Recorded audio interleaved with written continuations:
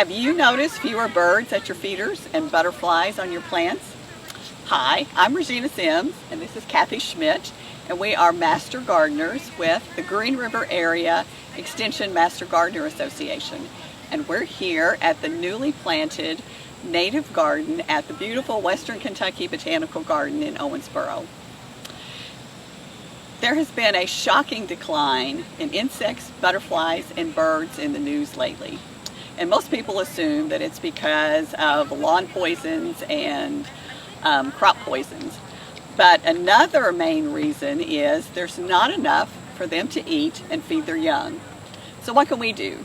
We can plant native plants. Well, what exactly is a native plant? A native plant is anything that has been growing in this region for thousands and thousands of years. It wasn't brought over by a boat or a plane or developed in a lab. And why is that important? Because insects and plants have lived in tandem for thousands and thousands of years, and the insects have become dependent on those native plants. So if you want native pollinators in your area, you need to have native plants for those pollinators to live on. One dependency that's in the news a lot is the monarch butterfly needs milkweed to lay their eggs. Well, that's just one dependency. There's hundreds and hundreds of those same dependencies in every ecosystem. So the native oak trees support over 560 species of caterpillars. And in contrast, the Chinese ginkgo tree supports 0 caterpillars. And why is that important?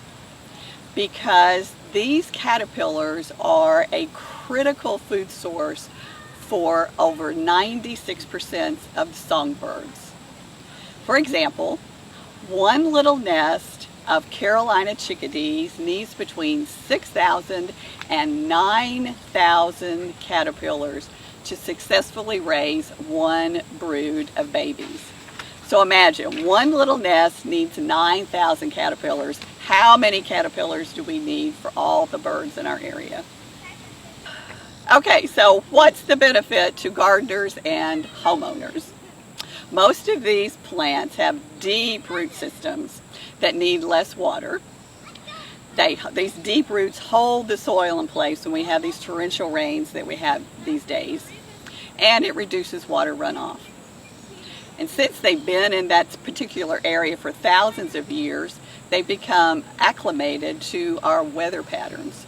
So they are drought tolerant, and the harsh winters don't affect them the way they do other plants. Interestingly, they've also developed a resistance to many detrimental pests on the plants. And they attract the good bugs like the praying mantis, the ladybug, the pirate bug. And so between the resistance to the bad bugs and the attraction to the good bugs, you don't need as many pesticides in your area because the bugs take care of themselves.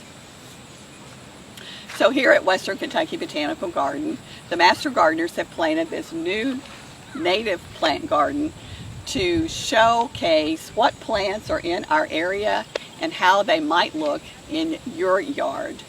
And to talk about some of these, we're going to have Kathy give us some descriptions. The first thing Regina wanted me to talk about is when you plant natives, there's a 3-year growth, and the first is called sleep. That's the year you plant it. It's a matter of it surviving and putting out some roots. Sometimes they'll bloom that first year, and that's great. It's a very strong plant. Other times not.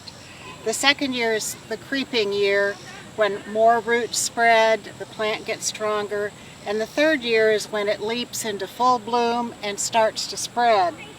For instance, I've grown a lot of these plants at home or separated them and brought them out here.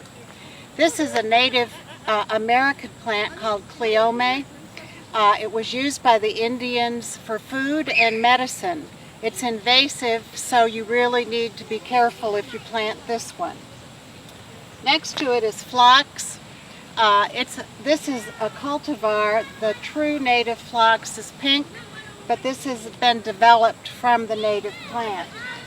Behind is Agastache. It's also called butterfly mint, and I grew these from seeds, and they're butterfly and hummingbird magnets. Other flowers that I think are easy to grow as natives are bee balm, which is a great pollinator for bees and hummingbirds.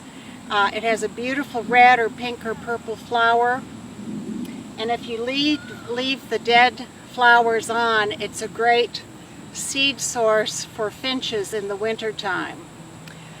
Purple coneflower is another easy native. It's echinacea. People in the past have used it medicinally for upper respiratory infections, but again, if you leave the dead flower in through the winter, it's a great food source. One of a really nice vine is honeysuckle, which we have against the fence.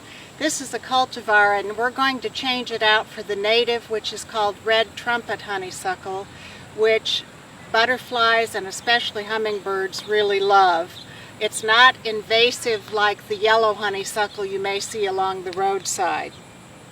Butterfly weed is great for monarchs. It's not invasive like the common milkweed that you see out in the farms. If you have lots of acreage, common milkweed is great, but swamp milkweed is another beautiful milkweed with pink flowers, which is native to Kentucky. We have one tree we've planted, the Kentucky coffee tree, which is the state, one of the 2 state trees of Kentucky. It can grow to 70 feet tall. Right now it's about 3 feet tall, and that was a seedling that I started. Sunflowers are native. Lots of different plants, and I think at the end of this we'll have a list of native plants and the Native Plant Society website, and we'll have pictures showing these different plants. So, when you go outside and look at your pristine, weedless lawn, I hope you see it for the barren wasteland that it truly is. Our native plants and pollinators have evolved together and support each other. We have the opportunity and the obligation to support them as well. If this has enticed you to plant one native tree or even one native flower, or go and grow a whole acre of flowers, please do whatever you can to support Mother Nature.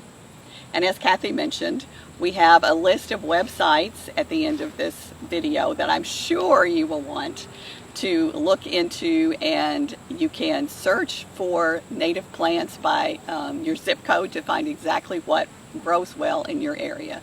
And please come out and visit our native garden at the Western Kentucky Botanical Garden in Owensboro. Thank you and happy gardening.